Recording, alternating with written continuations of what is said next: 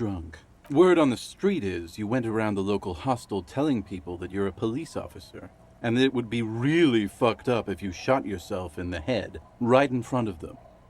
That's pretty high concept, if you ask me. It is. What happened then? It was a late Saturday night when we, the Union of Moribund Alcoholics, were getting our drink on. Nothing remarkable about this. We get our drink on 24/7. Makes everything warm and glowy. I trust you know the feeling. Oh, yes you do, Bratushka! The only thing better than that is putting the pedal to the metal after you kiss the tie. And off we go! One moment we hear the sound of a motor carriage revving up somewhere on the plaza, followed by a series of dings and bangs. Do you remember the sound of wood cracking? The billboard? Naturally, loud noises pique the interest of anybody owning a pair of ears. That's just the reality we're in. Naturally. Anyway, there was a brief silence. A gasp of silence, if you will. Followed by a real commotion. We heard the carriage careening towards the coast at top speed. Sounded like someone jumped the canal. We grabbed our brewskis and rushed to the jetty. Never underestimate the speed of an alcoholic. What we saw was a sight to behold. A beat-up police carriage containing you. Right there on the beach. You revved the engine and screamed at the top of your lungs, "The time hath come!" So, naturally, being the curious cat I am, I asked what time hath come. To which you replied, "The time hath come for tequila sunset, the end of all things." Say nothing. After which, your reality contracted. You jammed the pedal, plowed right off the jetty, and through the ice. We ran towards the ice, whilst you crawled your way out, miraculously unhurt, covered in seaweed and shit, like some kind of sea monster. When we finally got there, you were sitting on the beach crying. You said that your badge and uniform were in the car. It was too late to get in there, though. The carriage had sunk too deep.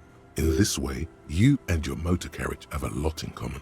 Recognizing a brother in need, we offered our condolences and invited you to party with us, which you naturally agreed to. We asked about the whole tequila sunset thing, and you told us it was your name now and insisted that we all call you that from then on. My real name is Harry. No, that's just what your mother called you. Your real name is Tequila Sunset. Just embrace it, brother. How long did we party for? Hours. It was an all-night drink-a-thon. Then, at some point, I think it was Sunday morning, you got belligerent and wanted to talk about Revacholian women. How they're beautiful and also whores and so on. How one of them fucked you real bad. After a short while, you crossed the event horizon, looked sullen, got up, and left without saying anything. Oh, that's a story. It was the greatest thing this fishing village has seen since Rosemary tried to use a crab to open his beer. Oi, that was a classic too. Did I mention losing anything else? Beside your gun and your badge, you said something about your hope or heart or something. To be honest, the details are a little hazy. In retrospect, I guess you lost your motor carriage too? That's a big one. Say anything about my colleagues? You told us that they were a bunch of fucking losers whose main interest was cramping your style. No specifics, though. It was more about you that night. You were the star of the show. Did you get a read on what kind of cop I was? You said being a cop was real boring and that there was no reason to talk about it. You also kept pausing to knock the heel of your hand against your temple, saying, "Boring, boring, boring." Did I say anything about the case? Yeah, you said it was no biggie and that you'd solve it in no time. And that you didn't need anyone to do it. You're doing it solo now. Did we talk about politics? Yeah, you said that you'd really behaved unreasonably and failed to uphold your responsibilities as a representative of the coalition. Did I tell you anything specific about this person that fucked me? You were pretty vague about it, but you kept saying you got fucked real hard, and that we've all been fucked too. No one's fucked me. I do the fucking around here. Abigail. It seemed pretty painful, to be honest with you. If I had to guess, I'd say you're still working through some shit. I don't need to hear anymore. It's a hard thing for a man to confront his past. That's why I avoid mine at all costs. You seem like you're characterized by your storytelling ability. Want to tell me another one sometime? Whoop-de-doo. So now I'm a fucking storyteller. Right. Why not? Better than a beach bum. Want to tell me how you became Idiot Doom Spiral? It depends, really. Are you willing to help me out? You might get scammed here. What do you need? Booze. Did you already forget our party? The thing I relayed to you earlier. So, have you got anything for good old Idiot Doom Spiral? A bottle for a story. Seems fair to me. Sure. Not much, but it will do.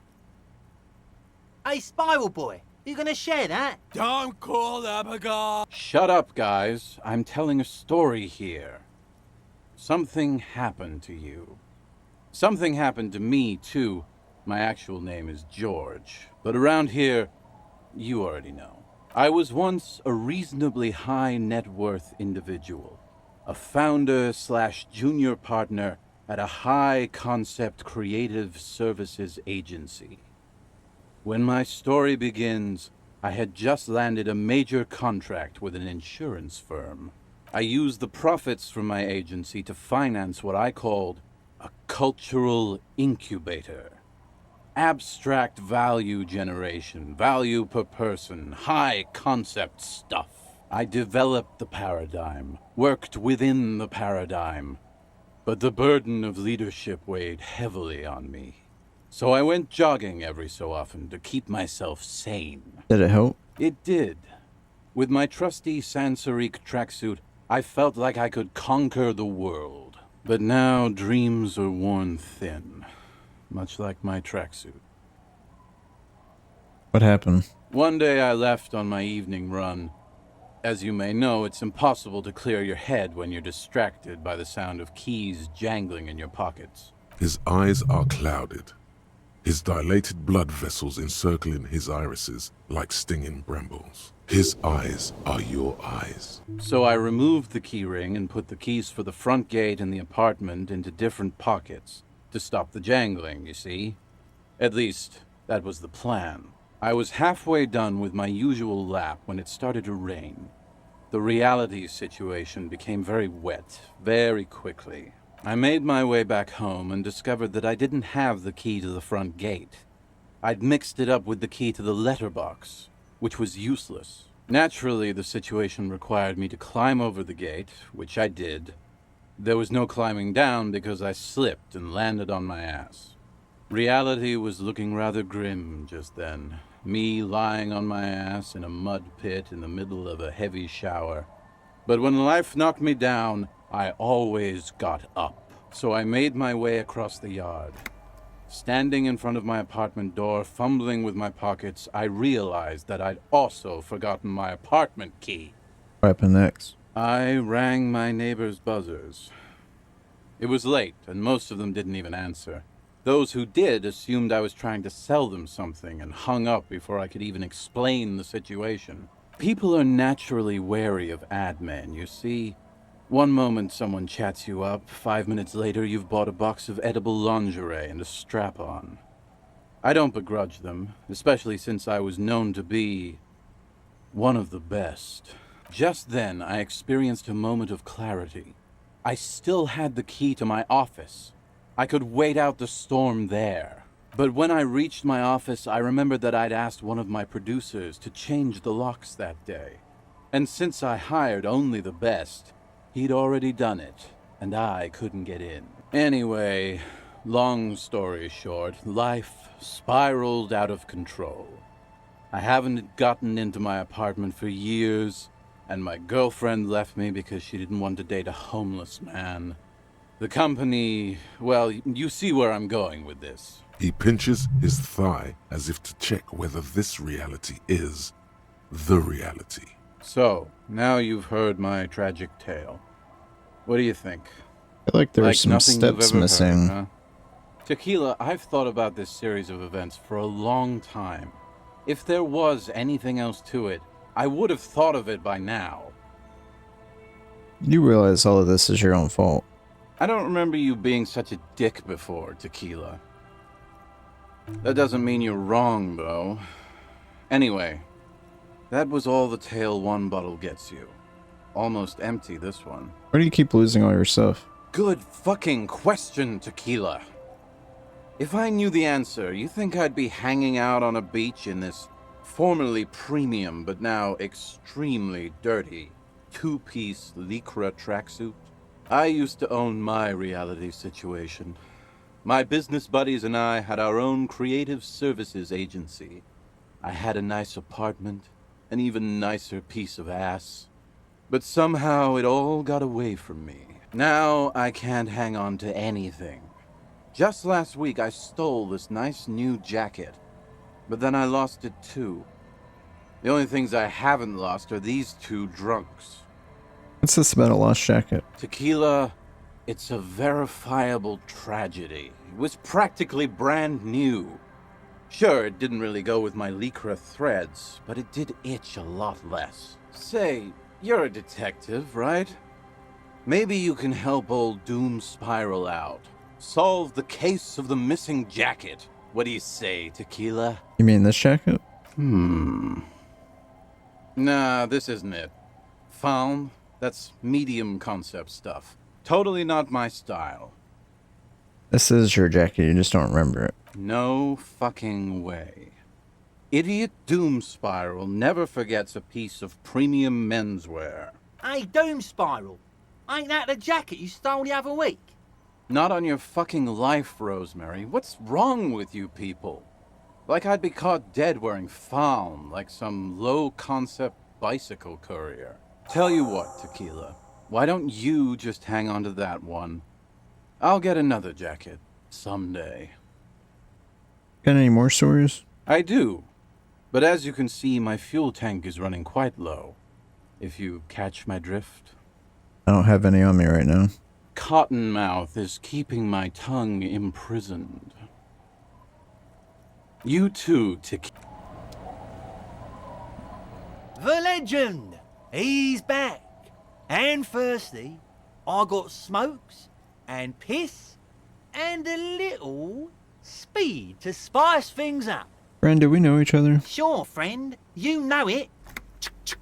Yeah, Rosie was there too, for your ocean-based antics. We all were.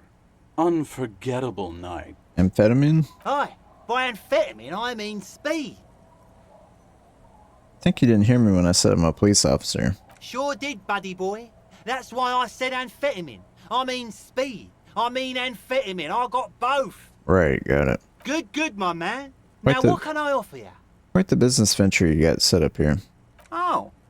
The system's been good to old Rosemary here, and I'm milking her like a bitch goat in the backyard. What do you mean? You see, friend, man makes his own luck. And I made mine real good.